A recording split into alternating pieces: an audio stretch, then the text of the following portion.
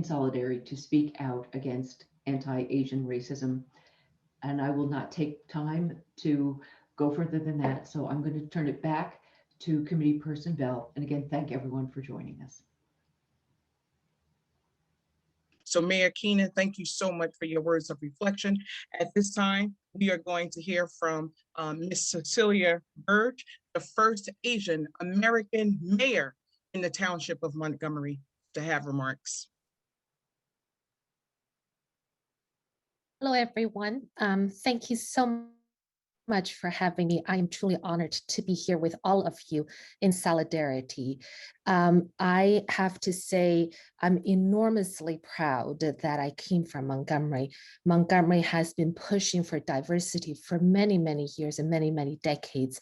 And though I was the first Asian American woman elected mayor in Montgomery and New Jersey, I am even more thrilled to see that Sadaf and Shelley and other people of color to be elected to township committee.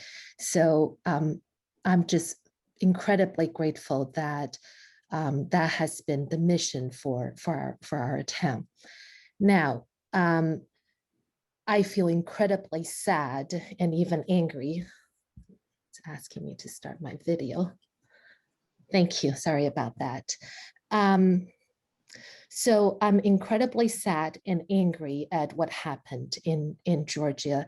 I want to invite everybody here to come and join us on March 27th, next Saturday at 1 o'clock, to join us at the rally organized by Princeton Chinese community, together with a wide range of community groups, to come to grieve, to heal, and support each other, to stand in solidarity, to stop Asian hate and stop racism.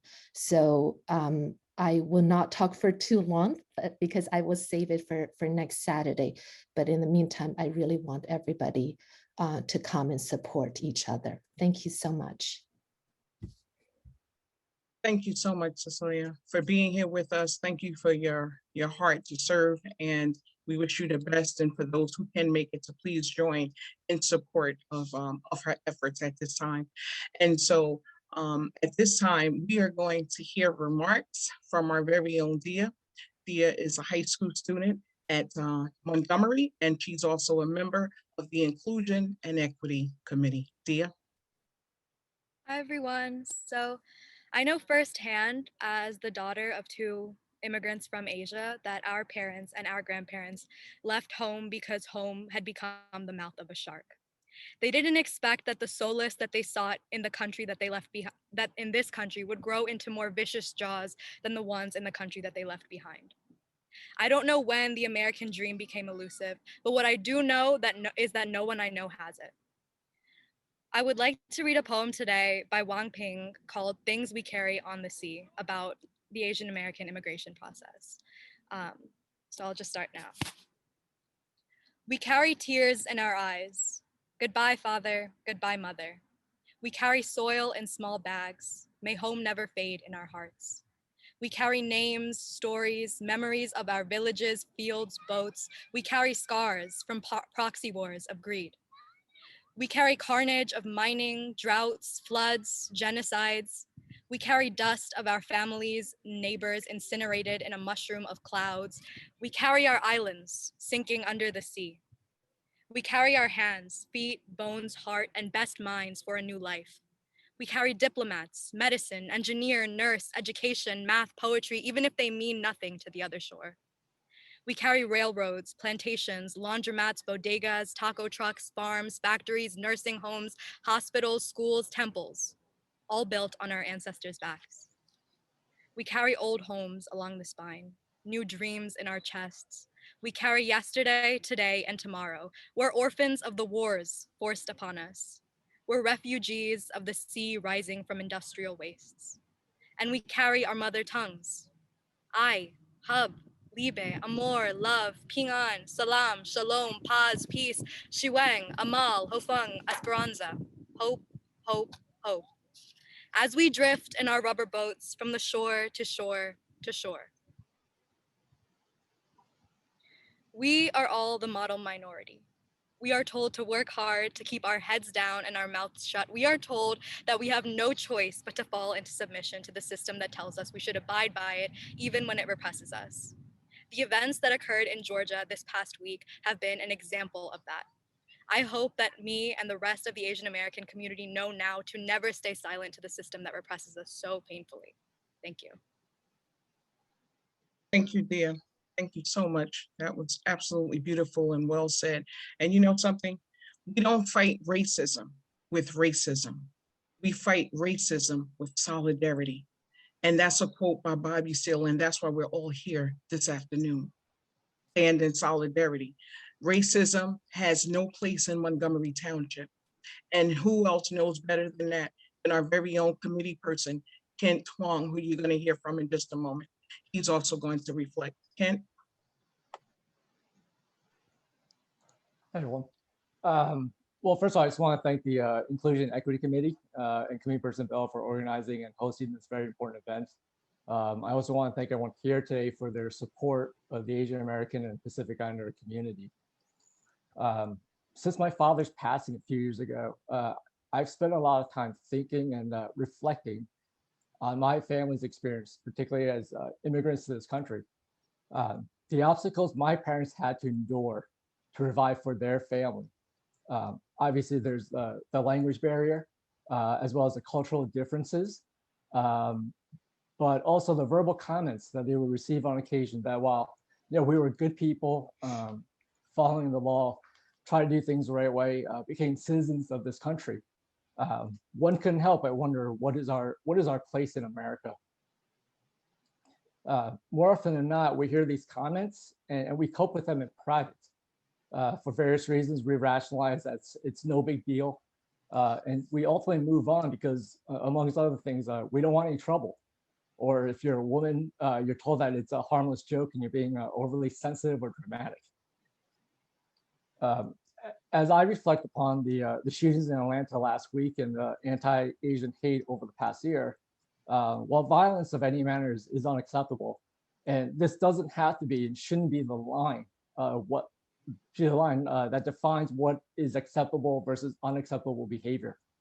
Verbal harassment or comments can be just as insidious and should not be tolerated. Asian Americans, Pacific Islanders we're a proud community. We're a resilient community. We draw strength from our culture and from our heritage, from our lived experiences and from each other. We stand together against all hate, whether that's directed at Asian American Pacific Islanders, Black, Indigenous, and people of color, our LGBTQ plus community, and any other minority group that faces intolerance and hate.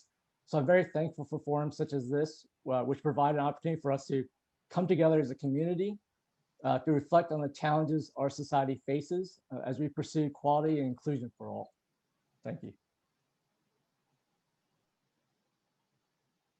Thank you so much, committee person Kent. In this time, right, sometimes you just need a word of encouragement and sometimes you just need a listening ear.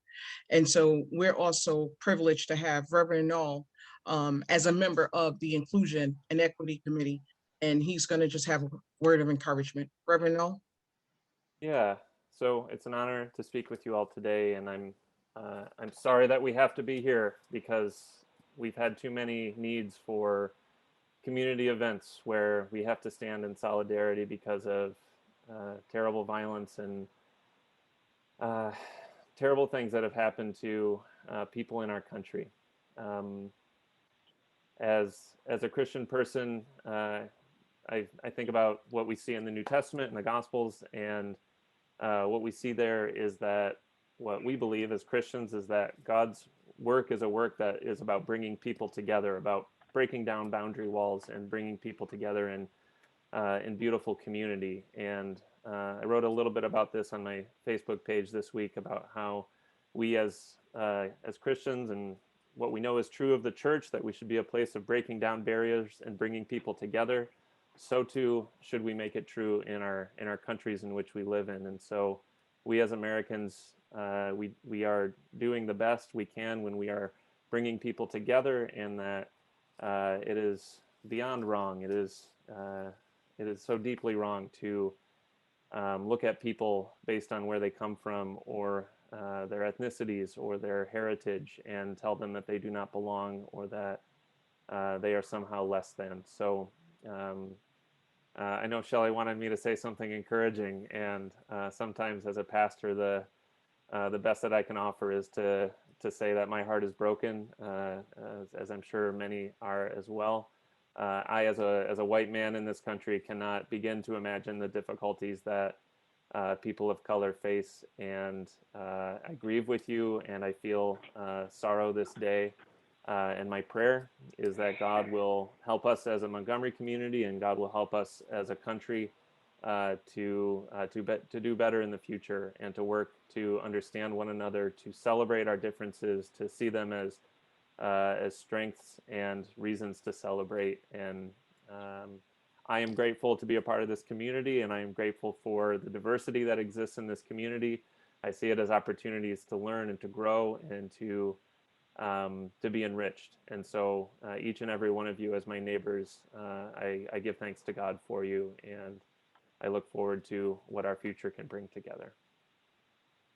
Thank you so much, Reverend O. And yes, this is a rich history. We have a rich history in Montgomery, and we have a rich community, and we're all part of that fabric that's weaved in. But there are other people, there are so many people that are standing with the Asian community. And I'm going to ask Dr. Jaffer to just show that last slide, please.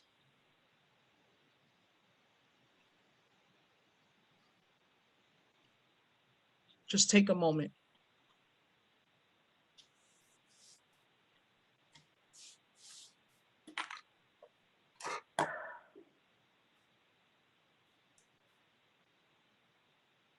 Some remarks, some quotes from the loved ones of those who lost their family members to this unforeseen and ungodly tragedy. That's what community looks like. When one is in pain, we're all in pain.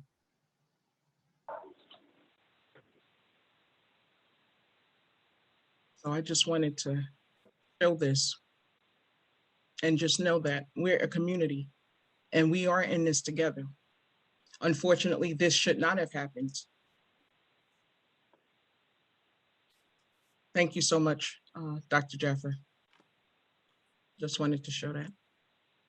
At this time, I'm going to ask Zen, is she on, to have remarks? Sorry, I'm on.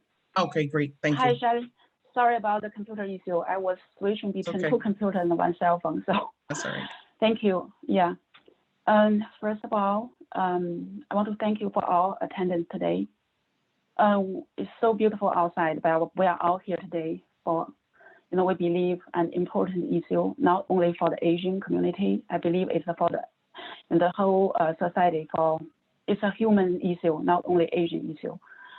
And also, I want to thank you for the Montgomery's Inclusion and Equity Committee for this much needed meeting at this dark moment.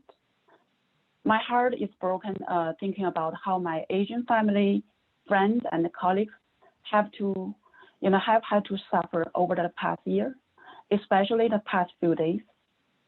8 people were killed at the Cherokee County in Georgia, and 6 of them were Asian women. I want to offer my condolences to the Cherokee County on its loss.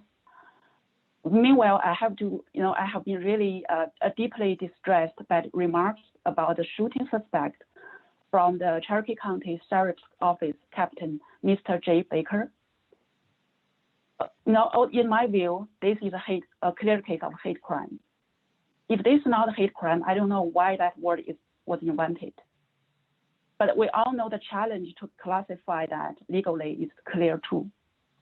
It remains to be seen how this case, how the justice can be done. During the past few days, meanwhile, I remain hopeful because during the past few days, I received many warm words and support from my neighbors, my colleagues, my friends, and many more voices from online. I know this is the power that will help me get through the hard days. also, I'm really encouraged and inspired to see Americans, gathered in rallies across the country to honor the victims and condemn the violence and hate against the Asian community. Like one participant in an Atlanta rally yesterday pointed out, I mentioned that at the beginning of my speak as well.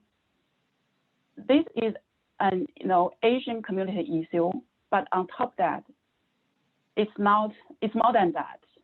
This is a human issue. And also, because of this crime, it made me remember like 2 incidents that happened in my personal life. Like 22 years ago, I arrived, on university campus from China. I was there to pursue my master's degree. And one of my best friends who arrived on the same time, about the same time, maybe 1 or 2 days apart, in her first week, on campus, she was called Chinese bitch right outside the university bookstore. She barely knew anyone yet, and she was holding her new textbooks. She told me that she can never forget that dark, cold voice. It could be me, I just felt, I feel like that cold, dark voice, it could be said to me as well. A few years later, there were a series of sexual attacks on Asian women students on campus. So we all lived in fear again. The police never found the attacker or attackers. But meanwhile, the university provided the late night transportation. And I remember, that many faculty, staff, and students, they reached out to us to offer walking together, to help. So when I think back now, I feel regretful that I didn't do more. Like I didn't voice my concerns. I didn't write to the police department for more attention. So I don't want that to happen again. That's why, I want to speak out now. And also in this crime, I think it's a reminder to all of us that the long history of racism and sexism, especially the sexualized violence to Asian women in America.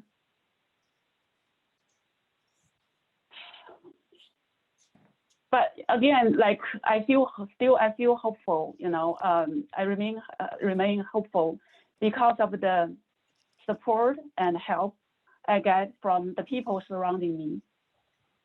So I want to thank you for you all being here today to support us and to stand, beside us.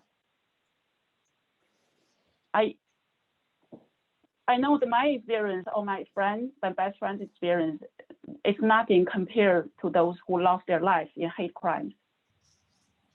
But it really is, meanwhile, it's sadly that, the hate crimes were not reported. And in many cases, so it's really a sad fact. And that's why I think we need to do something, we need to act.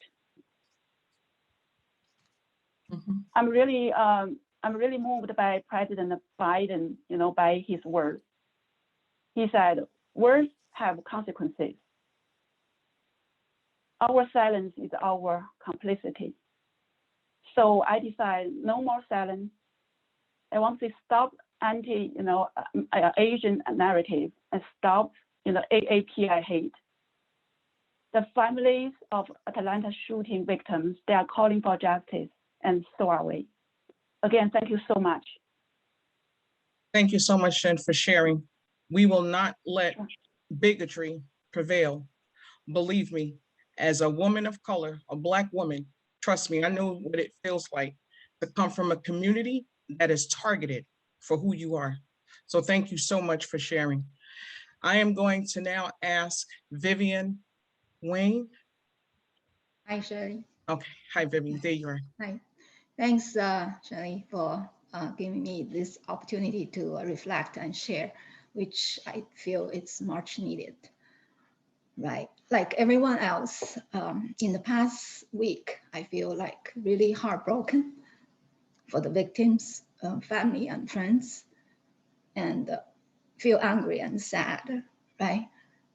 And also, like I feel like a lot of people in the Asian American community have the same concern right now about our safety, right? It was really make it clear and present with all the anti-Asian crimes and hatred that happened in the last year. Even yesterday, I got a friend's Facebook post, which there's a recent incident happened in the Virginia last week. Asian woman jogging just in her neighborhood, and there's one SUV pass by and throw a hot coffee on her face. Right, things like that make me think I could be one of them, right? Anyone in our community could be one of them, right? And I, start thinking, worrying about the safety of my family and friends living in other places. Thinking about my past, the immigrant experience, right? I've lived in this country more than half of my life, and I'm an American citizen, and I think I'm American. But when I recall all this years experience, I can think about numerous situations which actually, comments, verbal comments and stuff like that are actually racism.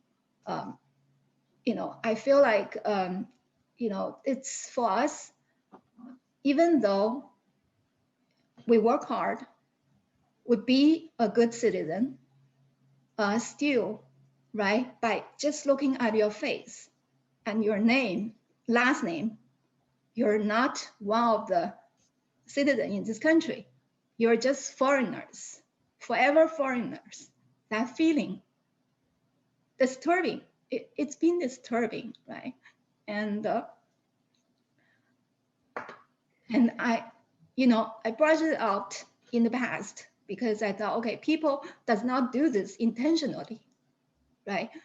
But at this moment, I feel like we have to speak out for the sake of our lives, for the sake of our children, right? So they don't be treated as foreigners, although they don't know any other country than this country. They were born here, they raised here, they are Americans. I'm sorry. Thanks. Thank you.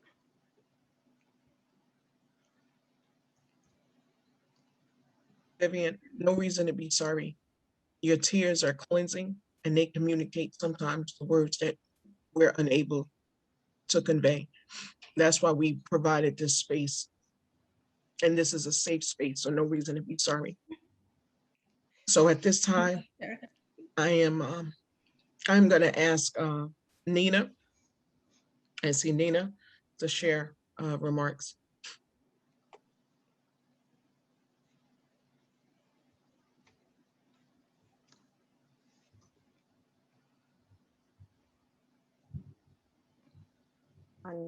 Unmute myself. That was really tough to hear, but that is the truth that we as immigrants sometimes are living in. And it is really, really sad that we have to come to this juncture. As my son was saying the other day, when he saw this happening, he's a young man of 23, and he was saying to me, Mom, when does it stop? And when, and he said, in Indian language, we call the grandparents Nana and Nani. Is that when we wake up, when our grandparents are getting beaten up? Or, when do we speak up? And that really touched me. And I was like, we always try to you know, just live our lives and do what we need to do. The kids go to school, we do our jobs, and we don't try to make any waves. But you know, there is, you know, we come as immigrants, and the whole reason we are here is to make America better. And I think we do. Our kids do. We all Americans, you know, bring something to the table. And when you hear what people are going through, it's really disheartening, and it really hurts you. And as Shelley said, we are in this together. As a woman of color, I really feel, you know, we all have to stand in solidarity, and whatever it takes, this cannot be the America we live in. So thank you, Shelley, for giving me a few minutes to speak. Thank you for joining, Nina. We're gonna pivot over to our Deputy Mayor, Marvin Childina. So I do appreciate the opportunity, at least to say a few words as a community leader. 2.5 years ago, we had the massacre at the Tree of Life Synagogue in Pittsburgh. And when that happened, I thought things need to change. Then last summer, amidst all of the pandemic, we experienced the protests after the George Floyd and the Breonna Taylor murders. And I thought, we finally reached the point of change.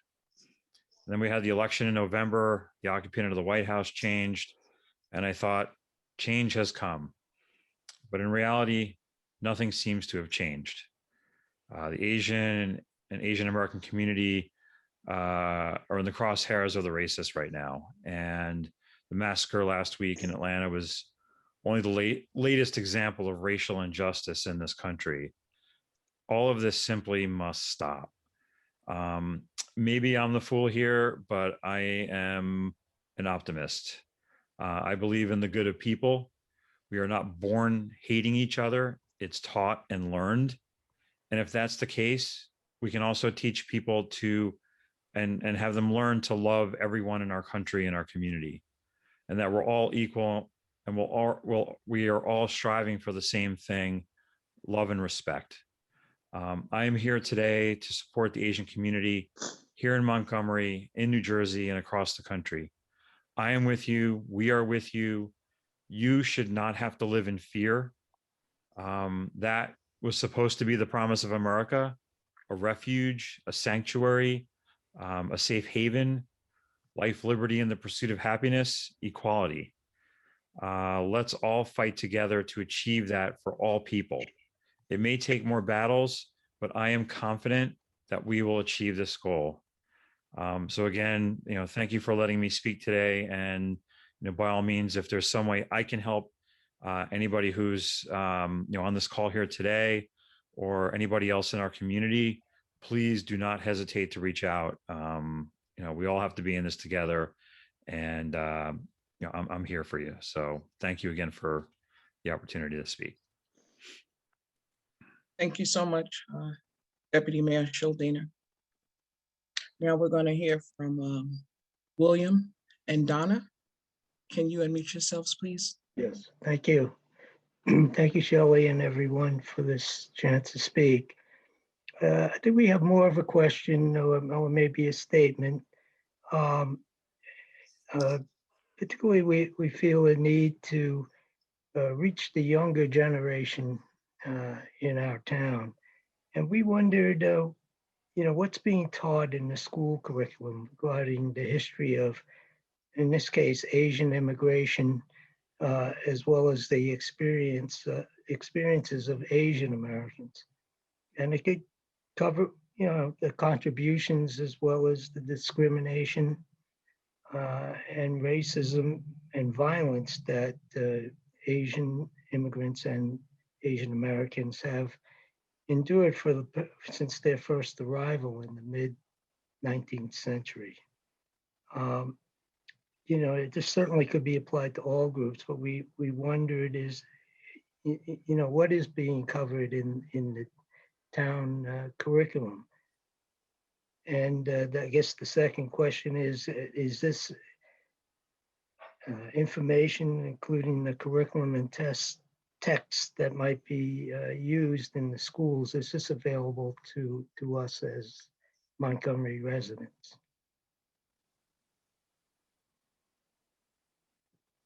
I'll just maybe reply to that. I don't know if we've done like a comprehensive study to see that. I think it's definitely something that we can communicate with the Board of Education about, and convey that it's of importance to the community that we do.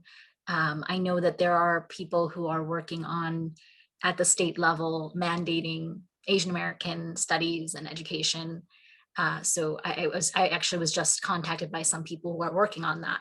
So I'd be happy to put you in touch with those people as well. And, as someone, as Cecilia Bird said in the chat, education we know is very, very important. So I think your point is well taken, that we need to make sure that we are educating the students. And it's something that we as a committee could certainly convey to the Board of Education and work with them on. We appreciate that because I think it's very important. May I add a word here, if it's okay? Sorry, who is this? I can't see who it is. It's Cecilia. Oh, okay, yeah, sure. I'm gonna say a word in my role as assistant principal at Princeton High School now. We have pushed out a curriculum called racial literacy class in recent years, and it has been very, very well received. When we look at, that was pushed out in large part because as a district, we believe that we want our kids to be academically literate, athletically literate, and as an American, as a human, we all should be racially literate. And we happen to be very lucky to have two outstanding educators who created this curriculum that's very different from the traditional ethnic study or Asian American history study. So we have, with the pandemic, we put an online version, we opened up to all teachers, and we're at the point where we're about to push out through the library to the communities. I'll be happy to work with all of you, this committee in particular, to make it available to everybody. It's, my own children took that. It's, I have to say, it changed, it transformed our dinner table conversation and transformed my mind. I've learned a lot through their experiences as well. So thanks for giving me that 2 minute of marketing of that class. But I really do believe that the traditional curriculum is not, is no longer adequate to really address racism. There is a reason why we keep fighting and it's still happening. Thank you. Yes, thank you, Cecilia. This is really a heartfelt moment. When you look across the screen and there are just so many people here, it just speaks volumes to the care, the concern, and the impact and unity here. And so before we hear from Yang, Mia, Wayne, I just want to just take a brief moment and just acknowledge our administrator who is with us. Donato Neiman is here. Brad Fay, our communications specialist, is also here with us, joining us. Former Mayor Louise Wilson is also here on the line, and our very own Barbara Preston from the Montgomery News. So thank you all so much for joining this important time of reflection. Jan, can you unmute yourself, please? Thank you. Can you hear me okay? Dear Montgomery friends, my name is Yan Mei Wang, and I am from West Windsor. Thank you for the opportunity to speak and reflect on my story today. When I arrived in the United States of America, the land of opportunity, from China in 1991 at age 18, I did not have knowledge of America's history of race relations and confrontations.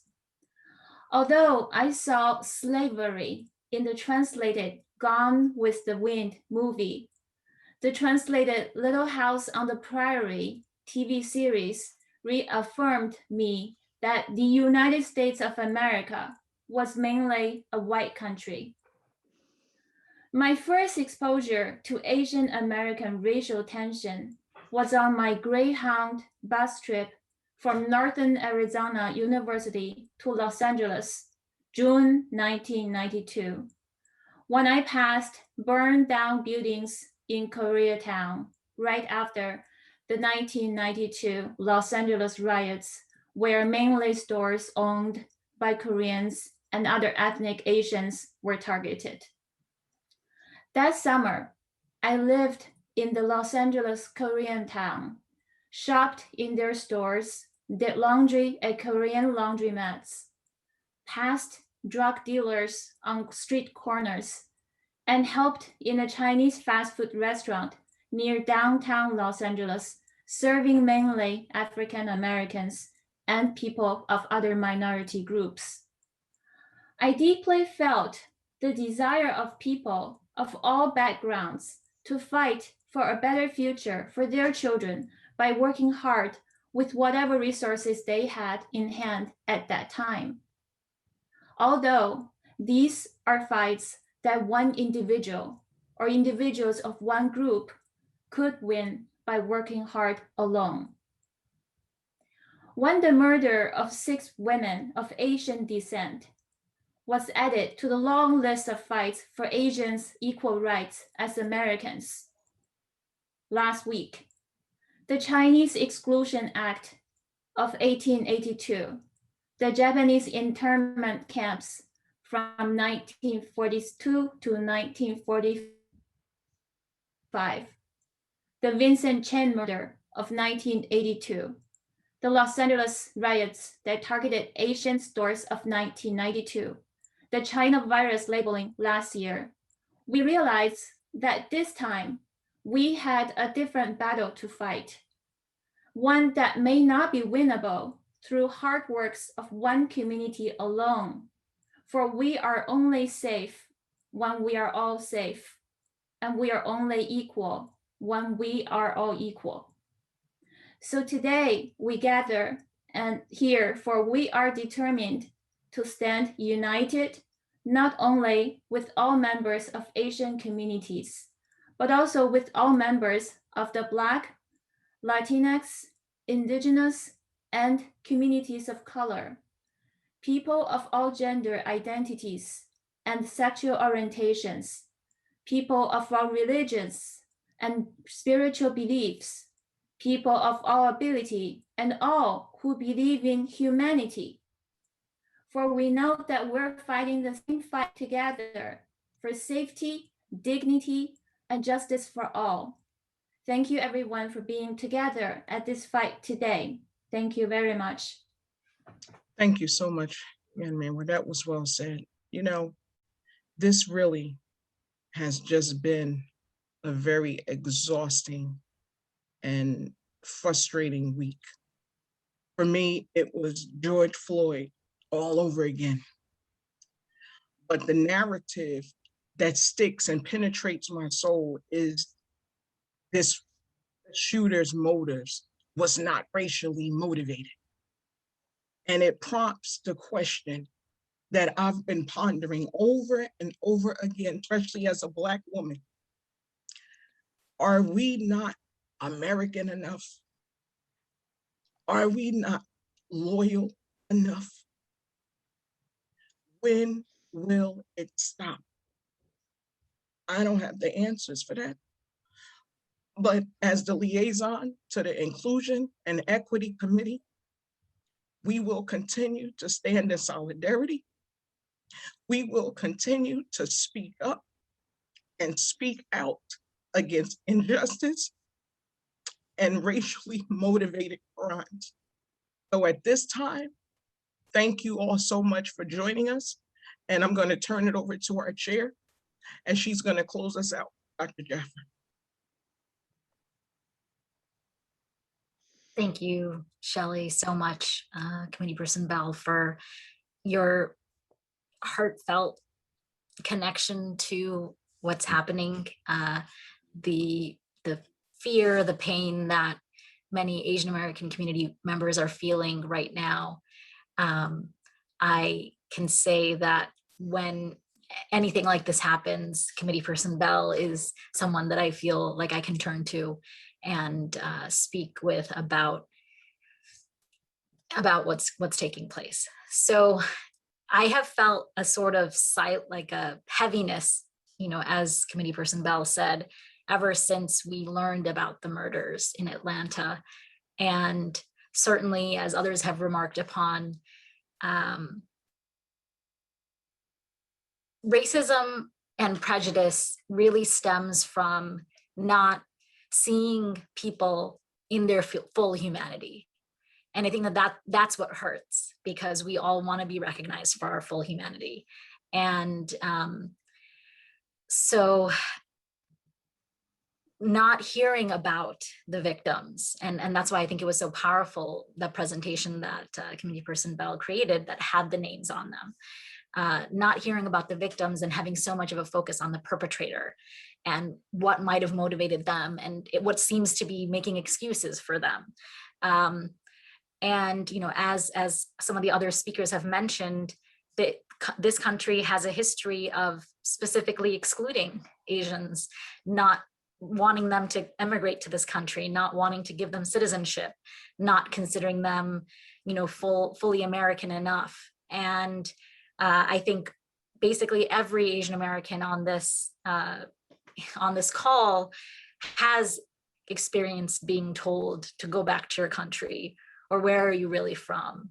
It can't be the place that you said that you were born, or the place that you say that you live. And those might seem minor, but they all build up to that perpetual foreignness that many of the other speakers mentioned. And, I think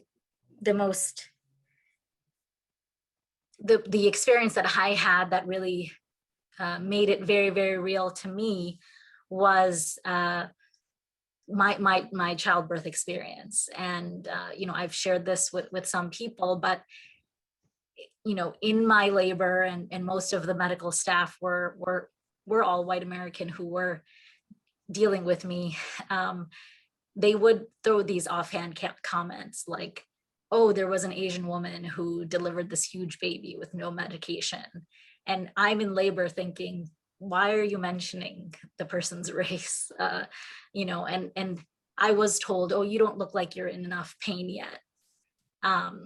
And that sticks with you because you do start wondering, do people not feel my pain? Do people not see what I'm going through in labor as painful as they would if I were of another race? And that is very painful. And I really recognized that when there was a South Asian doctor suddenly came in for anesthesia, and he put his hand on my shoulder and he said, "Are you okay, hon?" And I felt like he recognized my pain in a way that the other staff didn't. And so afterwards, I started reading a lot about, how patients in medical situations do face this, because racism and white supremacy do permeate our society. And so it is something that we need to work through and see people in their full complexity and humanity. And that's really my hope. I think, our country does have a history of racism of all sorts, but I think that the American dream of inclusion is an aspiration, and it's something that we can continue to work towards. And the fact that so many of you joined us today and bore with some of the technical issues, because we set this up a little bit differently than we have in other events, it really speaks volumes, to use one of Shelley's phrases that I love, but it speaks volumes to the character of our community, our broader communities. I know these are discussions that we will continue to have. And, the Inclusion and Equity Committee is very open to hearing ideas, suggestions of what we can do. But, these are really community efforts. We did want to recognize that this is a very difficult time, and to join together as a community So thank you for joining us. We will continue these conversations. I think at this point, we'll conclude the formal program. And I'll stop the recording. And you know, we said it was 4 to 5 p.m., but I'm more than willing to stay on if people just want to chat or, you know, have some more comments. So thank you for joining us. We will continue these conversations, and we're all here for each other. That's really, I think, the message of this afternoon's program. So thank you. Thank you. Thank you.